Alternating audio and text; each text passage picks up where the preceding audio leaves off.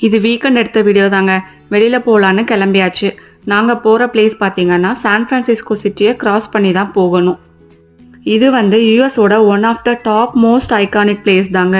Golden Gate Bridge பார்க்கவே ரொம்ப பிரம்மாண்டமாக சூப்பராக இருந்துச்சுங்க. ரொம்ப அழகாக இருந்துச்சு பார்க்குறதுக்கே. பிரிட்ஜிலேயே சைடில் வாக் பண்ணி போகிறவங்களும் இருக்காங்க. வாக் பண்ணி போய் கூட நம்ம பார்த்துக்கலாங்க. நாங்கள் இன்னொரு பிளேஸ் போகிறனால இங்கே ஸ்டாப் பண்ணலை. ரிட்டன் வரும்போது பார்த்துக்கலான்னு சொல்லிட்டு கிளம்பிட்டோம். நெக்ஸ்ட்டு போகிற வழியிலேயே இன்னொரு பிளேஸ் பார்த்தீங்கன்னா பாயிண்டே ஷிப்ரெக்குன்னு சொல்லிட்டுங்க.